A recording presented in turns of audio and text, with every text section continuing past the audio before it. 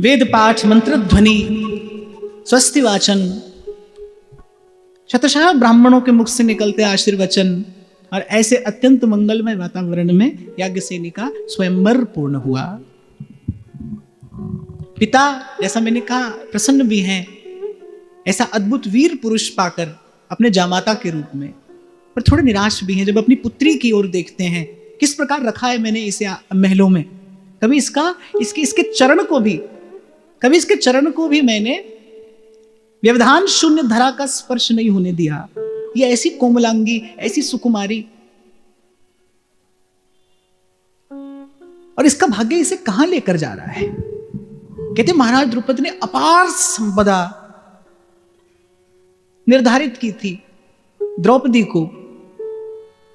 को देने के लिए, पर उस ब्राह्मण कुमार ने कहा कि हम भिक्षुक ब्राह्मण हैं, हम भिक्षा करके अपने जीवन का निर्वाह करते हैं, यही हमारा धर्म है, इस राज संपदा का हम स्पर्श भी नहीं कर सकते। कहते हैं द्रौपदी के भाई धृष्टद्युम्न ने कहा कि अरण्य की ओर आप जा रहे हैं, कम से कम रथ तो लेते जाइए। और भिक्षुक ब्राह्मण ने कहा कि मेरी इच्छा तो नहीं है, यदि राजकुमारी चाहें तो ये निर्णय ले सकती हैं, यदि राजकुमारी चाहें तो वो रथ पर चल सकती हैं। और कहते हैं धन्य द्रौपदी का संस्कार, जब उन्होंने पति की इच्छा जानी तो पिता से कहा कि आपने धर्म का आश्रय लेकर धर्म सिद्धि के लिए मेरी प्राप्ति की है, अब तो मुझे केवल इतना आशीर्वाद दीजिए कि मैं प्रतिकूल से प्रतिकूल परिस्थिति में भी धर्म का पालन करके आपके और अपने पति के कुल का मानवर्धन कर सकूं। धैर्य के साथ ईश्वर द्वारा प्रदत्त अपने विधान को प्रसन्नता पूर्वक स्वीकार करते हुए अपने कर्तव्य पालन में लगे रहना, श्रेष्ठ पुरुषों ने इसी को धर्म बताया है। कई बार मैंने यहां चर्चा की कि यदि आप चाहते हैं कि भजन का सुख मिले, तो भजन का सुख भाई एक आधार पर खड़े होने पर मिलता है, और वो आधार है संतोष का। सबसे पहली बात कि जो प्रभु ने हमारे लिए किया, हमें उसमें संतोष हो, तभी भजन का सुख प्राप्त होगा। कल भी आपसे मैं यही कह रहा था, दो ही बात है, या तो आप करता हो, आपके जीवन में जो हो रहा है, या तो करता आप हो, स्वयं को मानो तो फिर लाभ हानि है, यश अपयश है, मान सम्मान है, जीवन मरण है, सब है। और यदि करता प्रभु है तो फिर जो आ रहा है उसका प्रसाद है। एक संत कहते थे, बोले ये ना देखो मिल क्या रहा है, ये देखो देने वाला कौन है। दाता पर दृष्टि हो तो दान में जो मिले वो प्रसाद हो जाता है। बोले ये ना देखो क्या मिल रहा है, क्योंकि जो मिल रहा है वो सदा रहने वाला नहीं है, ये देखो देने वाला कौन है। यदि देने वाले प्रभु हैं तो जो आ रहा है जीवन में वो जीवन को सुंदर बनाने के लिए आ रहा है। देखो भाई, मैं बड़ी विनम्रता पूर्वक आपसे कहूं, मेरा इस बात में बड़ा दृढ़ विश्वास है, यदि आप भजन के मार्ग पर हैं, यदि भाव से भी आपका सच्चा झूठा आधा अधूरा पूर्ण अपूर्ण समर्पण है प्रभु के प्रति, तो एक बात आज यहां से गांठ बांध कर जाना, आपके जीवन में जो परिस्थिति आ रही है वो केवल और केवल आपके जीवन को संवारने और सुधारने के लिए, निखारने के लिए आ रही है, कोई और उद्देश्य नहीं है उसका। प्रभु आपके जीवन में जो भेज रहे हैं वो आपके जीवन को सुंदर बनाने के लिए भेज रहे हैं, इसलिए प्रसन्नतापूर्वक उसको स्वागत हो, प्रसन्नतापूर्वक उसका स्वागत हो। और ऐसा विवेक, ऐसी बुद्धि, ऐसी प्रज्ञा मुझे ऐसा लगता है अगर प्राप्त होती है तो सतत सत्संग के प्रसाद स्वरूप ही प्राप्त होती है। संत जनों के निकट बने रहने से ऐसी श्रद्धावती बुद्धि और विश्वास युक्त हृदय प्राप्त होता है। मैं ऐसा समझता हूं, सब संपत्ति संसार में कमाई जाती है, पर यह एक दैवी संपत्ति है कि आपकी बुद्धि श्रद्धा युक्त हो और विषय जो हृदय है वो विश्वास से परिपूर्ण हो। श्री गोस्वामी जी कहते हैं ना, भवानी शंकरो वंदे श्रद्धा विश्वास रूपिणो, और कह रहे याभ्याम बिना न पश्यन्ति, इसके बिना वो रस, वो सुख, वो प्रेम, वो आनंद अनुभव नहीं किया जाता। हमारी बुद्धि श्रद्धा से युक्त हो, हमारे हृदय में ईश्वर का दृढ़ विश्वास हो। द्रौपदी की बुद्धि श्रद्धा से परिपूरित है, और द्रौपदी के हृदय के उस अविचल विश्वास का तो क्या कहना, जिस हृदय में कभी प्रश्न आया ही ना हो, प्रभु के विधान के प्रति जिस हृदय में कभी प्रश्न ही ना आया हो, उस विश्वास भरे हृदय का क्या कहना। द्रौपदी ने एक पिता से कहा कि प्रत्येक परिस्थिति में धैर्य रखते हुए अपने कर्तव्य पालन का नाम ही धर्म है। और धर्म का आश्रय लेकर धर्म की ही सिद्धि के लिए आपने मुझे प्रकट किया है। इसीलिए अब तो अपना आशीर्वाद दीजिए कि ऐसा जीवन हो मेरा कि मैं आपके और अपने पति के कुल के मान वर्धन का कारण बन सकूं। कहते द्रौपदी के मुख से ऐसा वचन सुनकर नेक सी भी निराशा द्रौपदी के मुख पर नहीं। हाँ, कुछ तो है जो द्रौपदी को अभी भी व्याकुल किए है, क्योंकि स्वयं श्री कृष्ण ने द्रौपदी के हृदय मंदिर में पधराई थी अर्जुन की प्रतिमा।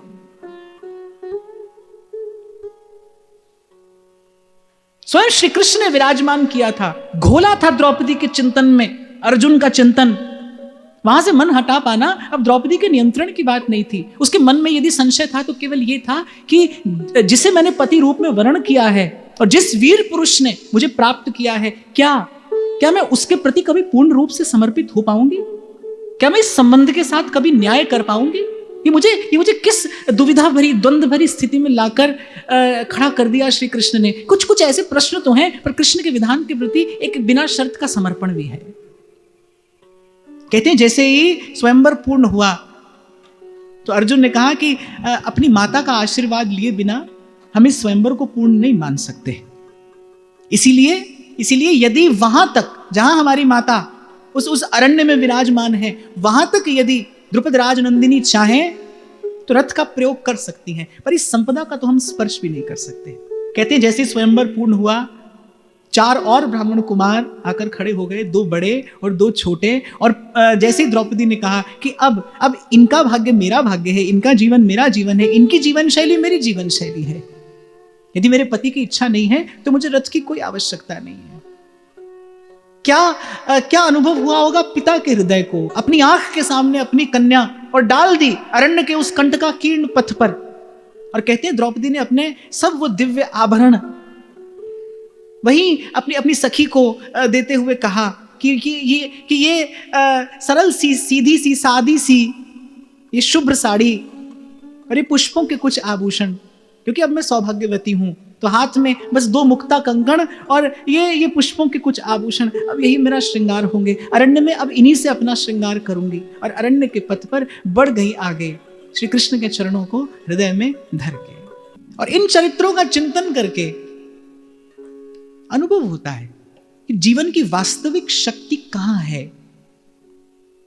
श्री डोंगरे जी महाराज कहते थे, बोले शक्ति का नाश, शक्ति का क्षय ही दुख है और शक्ति के संचय में ही सुख है। दैहिक धरातल से अगर आप देखें, अगर आप अशक्त पड़े हैं, शरीर रोगी है, आप अशक्त पड़े हैं, क्या फर्क पड़ता है कि आप महल में पड़े हैं या झोपड़ी में पड़े हैं? आप पड़े हो सोने चांदी के पर्यंक पर, मखमली शैया के ऊपर, लेकिन यदि शरीर अशक्त है तो क्या वो सुख साधन सुख का कारण बनता है? नहीं बनता। यदि शरीर में बल है, स्फूर्ति है, तेज है, उत्साह है, तो ऐसा व्यक्ति तो अपने सुख की संरचना कहीं भी कर लेता है। तो महापुरुषों का कहना है, नीति शास्त्र का कहना है, हमारे शास्त्रों का ऐसा कहना है कि शक्ति के संचय में ही सुख है। यदि आप सुखी रहना चाहते हैं तो शक्ति का क्षय मत करिए। और वैसे तो इस विषय को बड़े विस्तार की अपेक्षा है। हम शक्ति का क्षय कैसे करते हैं? हम देखकर शक्ति का क्षय करते हैं। जो नहीं देखना चाहिए वो देखकर हम शक्ति का क्षय करते हैं। जो नहीं बोलना चाहिए वो बोलकर शक्ति का क्षय करते हैं। जो नहीं सोचना चाहिए उसे सोचकर शक्ति का क्षय करते हैं। देखो, मैंने देखा है कितने लोग सब होते भी चिंता में ग्रस्त पड़े रहते हैं। कभी भूत का शोक छाती पर लिए बैठे रहते हैं और कभी भविष्य की चिंता। जो नहीं सोचना चाहिए वो सोचकर आप क्या कर रहे हैं? अपनी शक्ति का क्षय कर रहे हैं। तो महापुरुषों का कहना है, भाई शक्ति के संचय में सुख है। और जीवन की वास्तविक शक्ति कहां छिपी है? धर्म पालन में छिपी है। अच्छा, धर्म का अर्थ यहां पर किसी को जाति मत संप्रदाय विशेष से लेने की आवश्यकता नहीं है। कर्तव्य पालन ही धर्म पालन है। यदि आप निस्वार्थ बुद्धि से कर्तव्य पालन करते हैं, वस्तुतः तभी आप धर्म परायण हैं। आप घर में रहते हो, वन में रहते हो, मंदिर में रहते हो, धर्मशाला में रहते हो, कहीं भी रहते हो, आप निष्काम बुद्धि से, निस्वार्थ बुद्धि से भगवत प्रीत्यर्थ अपने कर्तव्य का पालन करते हैं, तभी आप धर्मपरायण हैं। और मैं तो कई बार जब भक्तों का चरित्र चिंतन करता हूं, आपके साथ हम उनकी कथा कहते सुनते हैं, तो देखा कि भक्तों को अपने विधान से जो प्राप्त हुआ, उन्होंने कभी उसका त्याग नहीं किया। रैदास जूता गांठते ही रहे। रैदास जी के जीवन में तो देखो जब काशी नरेश उनके भक्त हो गए, चारों दिशाओं में रैदास जी का सुयश प्रसारित हो गया, दूर दूर से लोग आते हैं रैदास जी का दर्शन करने, पर जब आते हैं तो क्या पाते हैं, रैदास जी अपना कार्य कर रहे हैं, वो जो जीविका उन्हें मिली है तो उसका निर्वाह कर रहे हैं, अपना कर्तव्य नहीं छोड़ा, अपना कर्म नहीं छोड़ा। मैं तो पहले कभी आपसे कहता था कि भक्ति वही जो पूजा को कर्म नहीं, कर्म को पूजा बना दे। आपका कर्म पूजा जैसा पवित्र हो, जीवन तीर्थ जैसा पवित्र। मैं पुनः पुनः आपसे कहता हूं और कहता रहूंगा भाई कि आपकी मेरी जीवन यात्रा गंगा की धारा जैसी निर्मल हो, वो जिस भूमि का स्पर्श करे वो तीर्थ हो जाए। हमारे श्री रसिक पद रेणु जी महाराज सुनाया करते थे, वो कहते थे, अरे हम दीवानों की क्या हस्ती, आज यहां कल वहां चले। कहते थे हम दीवानों की क्या हस्ती, आज यहां और कल वहां चले, पर मस्ती का आलम साथ चला, हम धूल उड़ाते जहां चले। कभी कभी किसी को उत्सव मनाने के लिए वर्ष भर अवसर की प्रतीक्षा करनी पड़ती है, किसी को उत्सव मनाने के लिए वर्ष भर किसी अवसर विशेष की प्रतीक्षा करनी पड़ती है, और कोई ऐसा होता है वो जहां जाता है वहीं उत्सव होने लगता है, वो जहां पग धरता है वहीं पर आनंद बरसने लगता है, वहीं उत्सव होने लगता है।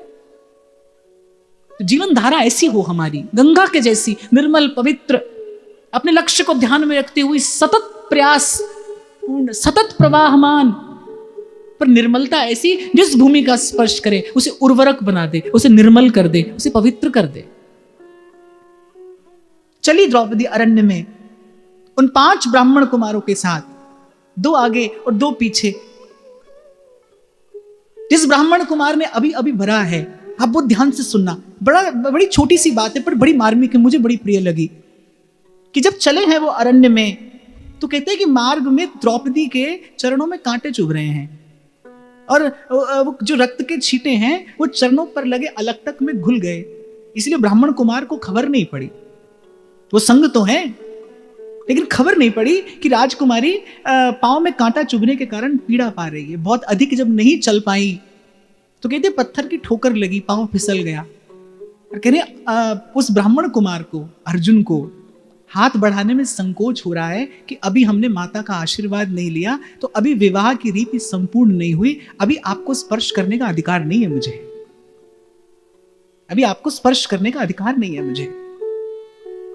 बड़े संकोच में ब्राह्मण कुमार वो अपना बलिष्ठ पर सुकुमार हाथ द्रौपदी के आगे बढ़ाते हुए कहते हैं कि यदि राजकुमारी उचित समझे तो मेरा हाथ पकड़कर इस अरण्य पथ को थोड़ा सुगम बना सकती हैं। मैं क्षमा चाहता हूं, मैं अभी आपके स्पर्श का अधिकारी नहीं हूं, मैंने अपनी माता से आशीर्वाद प्राप्त नहीं किया है, और मेरे आगे आगे मेरे 2 अग्रज भ्राता चल रहे हैं, मेरे पीछे पीछे मेरे 2 अनुज हैं, मेरी किसी भी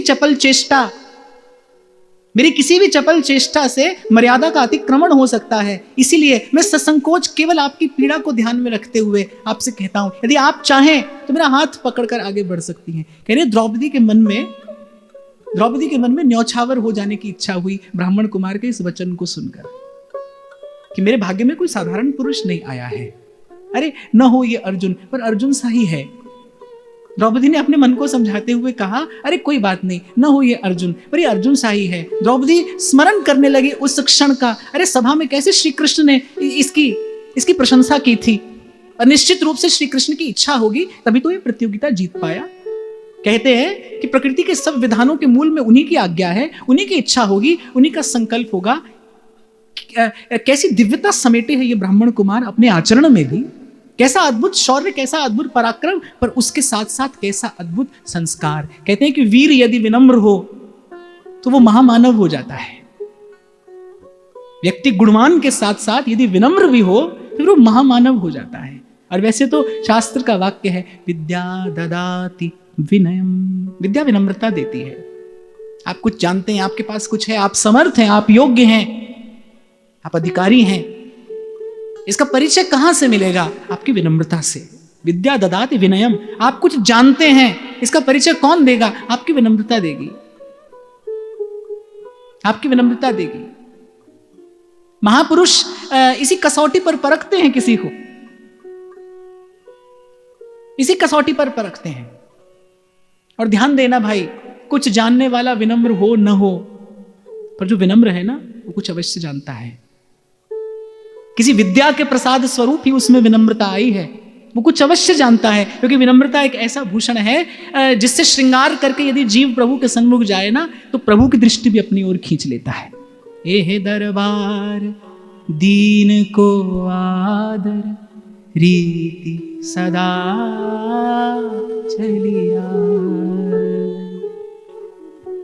मैं तो कई बार बैठा यही विचार करता हूं और कह भी देता हूं कि देख तेरे संसार की हालत क्या हो गई भगवान, कितना बदल गया इंसान।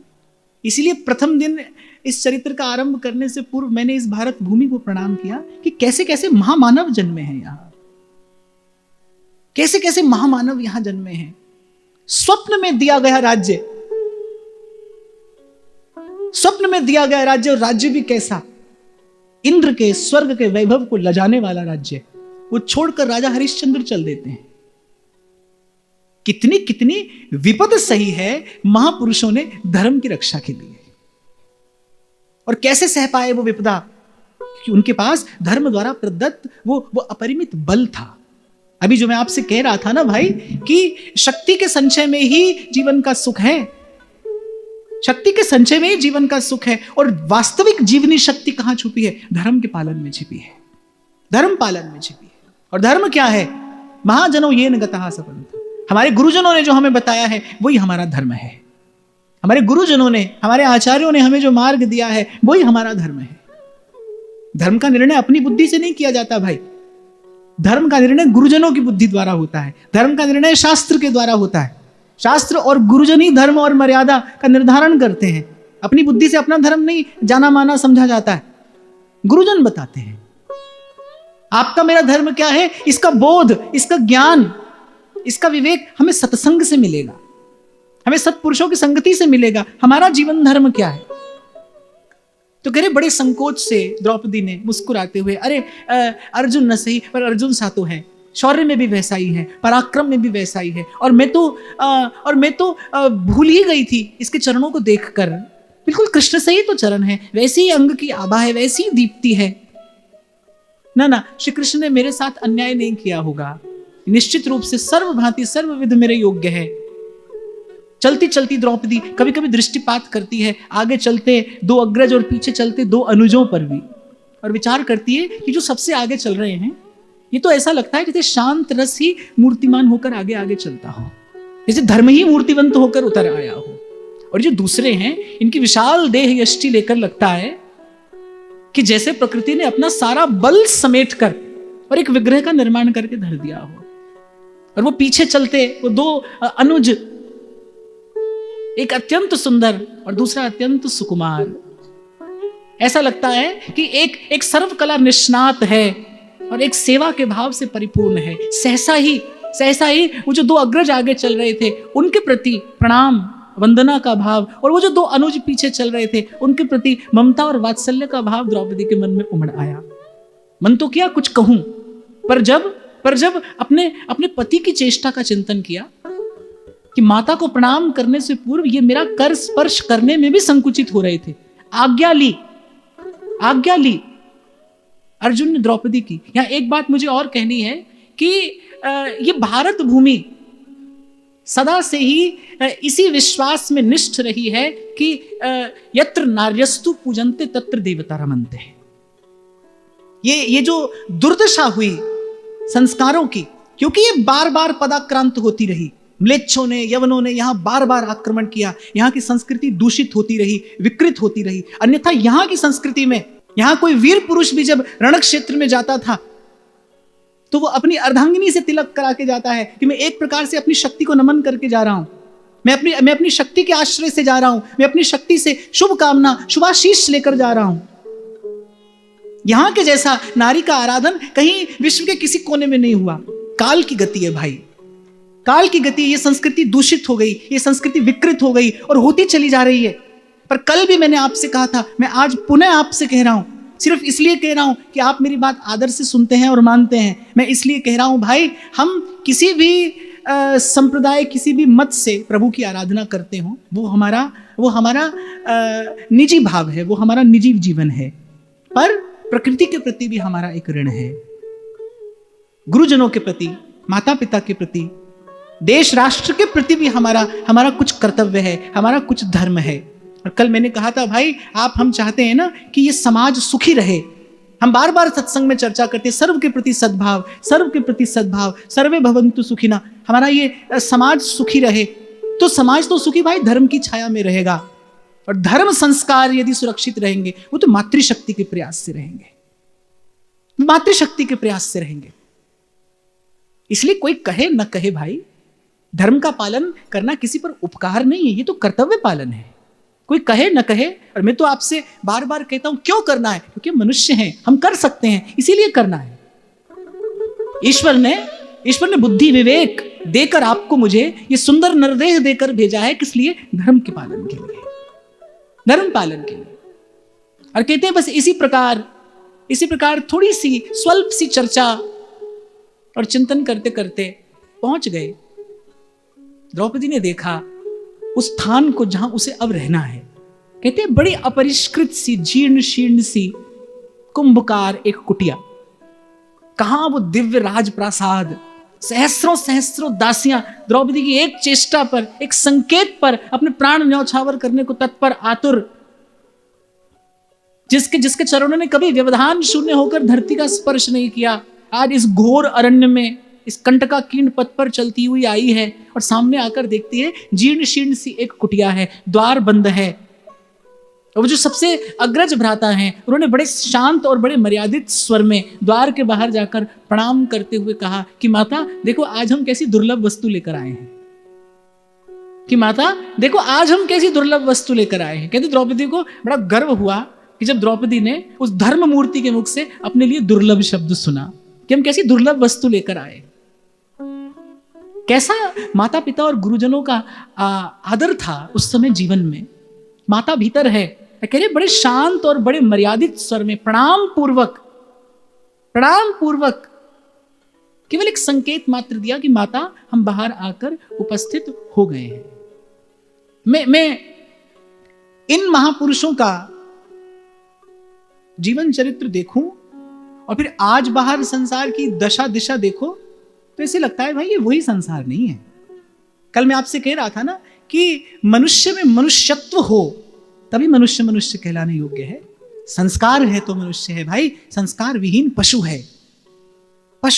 और स्वामी शरणानंद जी महाराज तो कहते थे, बोले पशु भी नहीं, पशु से भी गया बीता है, क्योंकि पशु के पास तो विवेक नहीं है, उसके पास तो बुद्धि और विवेक नहीं है, उसके पास तो संस्कार को धारण करने की योग्यता ही नहीं है। मनुष्य योग्यता होते हुए भी यदि धारण नहीं करता है तो फिर वो पशु नहीं, पशु से भी गया बीता है, तो पशु से भी गया बीता है। संस्कार है तो मनुष्य है, तो मनुष्यत्व है। मैं फिर स्मरण करूं भगवान शंकराचार्य का वाक्य, दुर्लभम त्रयमेवैतद् देवानुग्रह हेतुकम् मनुष्यत्वं मुमुक्षत्वं महापुरुष संश्रयः। उन्होंने ये नहीं कहा मनुष्य दुर्लभ, मनुष्यत्वं मुमुक्षत्वं, और फिर कहा महापुरुष संश्रयः। मैंने पूर्व भी कहा, मैं फिर कहूं भाई, मुझे ऐसा लगता है मनुष्य में मनुष्यत्व और मुमुक्षत्व महापुरुष के आश्रय से ही आता है। सत्संग से ही जीवन सुसंस्कृत होता है। उत्तम संग ही, सत्पुरुषों का संग ही जीवन को सुसंस्कृत करता है। मनुष्य में मनुष्यत्व आता है, मनुष्यत्व विकसित होता है, मनुष्यत्व विकसित होता है। तो द्रौपदी के मन में बड़ा गर्व हुआ कि ये अग्रज जो हैं, यद्यपि उनके मुख की ओर नहीं देखा द्रौपदी ने, चरणों पर ही दृष्टि थी, पर उनका आभामंडल ऐसा है, अत्यंत शांत, मानो सौम्यता की मूर्ति। और जैसा मैं आपसे अभी कह रहा हूं, जैसे धर्म की छांव में चले जाने वाले को सुख होता है, ऐसे धर्मराज का दर्शन करने वाले को भी एक सुखानुभूति होती है। आप देखो, ऐसा होता है कभी कभी, आप जीवन में अपना अनुभव करना कि कोई व्यक्ति बड़ा अटपटा सा आभामंडल लिए रहता है, आप 2 क्षण भी उसके पास रुकना नहीं चाहते। और कोई ऐसा होता है जिसके शांत सौम्य वपु का दर्शन करके हृदय शीतल हो जाता है, मन प्रसन्न हो जाता है, मन को विश्राम मिल जाता है। कल मैं आपसे कह रहा था ना भाई, सिर्फ देखे नहीं जाते आप इस संसार में, आप यहां अनुभव भी किए जाते हैं। आपको कोई अनुभव भी कर रहा है, आप सिर्फ दिख नहीं रहे यहां, आज हमारी सारी चेष्टा केवल यहीं तक आकर सीमित हो रही है कि हम अच्छा दिखें। बस हमारी सारी चेष्टा बस इतनी है, हम अच्छा दिखें, हम हो न हो पर हम अच्छे दिखें। पर यह चिंतन कभी था कि हम अच्छे दिखें न दिखें पर हम अच्छे हों, हम अच्छे हों। अच्छा होना अच्छा दिखने से कहीं अधिक महत्वपूर्ण है, कहीं अधिक महत्वपूर्ण है। और मुझे तो ऐसा लगता है भाई, वैसे अपनी अपनी दृष्टि है, अच्छा दिखने वाला अच्छा हो ना हो, पर अच्छा होने वाला अच्छा दिखता ही है। उसके आभा मंडल में, उसकी सात्विकता में, उसकी पवित्रता में कुछ ऐसा होता है जो आपके मन को आकर्षित करता है। एक और बात, आपके आचरण की निर्मलता, पवित्रता, सात्विकता आपके आभा मंडल को 100% प्रतिभासित करती है। आपके आचरण की पवित्रता। प्रथम दिन मैंने आपसे कहा था कि रूप, गुण और आचरण की पवित्रता, ये तीनों एक साथ जहां हो वहां अवश्य कोई ना कोई ईश्वरीय विभूति है। क्योंकि संसार में रूप देखा जाता है, रूप और गुण भी देखा जाता है, लेकिन रूप भी हो, गुण भी हो और आचरण की पवित्रता भी हो, ऐसा दर्शन दुर्लभ है बाप, ऐसा दर्शन दुर्लभ है। मैंने देखा है, मैं अपना अनुभव आपसे बांट रहा हूं, मैंने देखा है किसी किसी का दर्शन ही मन को शांत कर देता है, निर्वेद कर देता है। मन की पीड़ा दूर हो जाती है बस किसी को देखकर, किसी का दर्शन करके। तो ऐसा धर्मराज का दर्शन,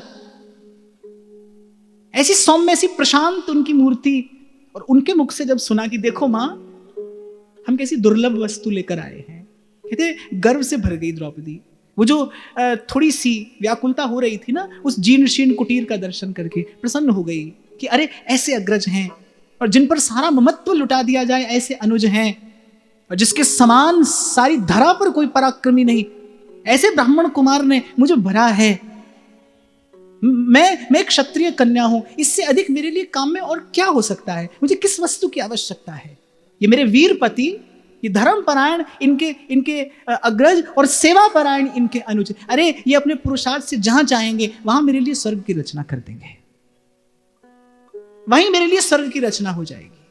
अपने अपने मन के समस्त प्रश्नों का समाधान करते हुए और पुनः पुनः गोपाल गोकुल बल्लवी प्रिय गोप गोसुत वल्लभम चरणारविंद महं भजे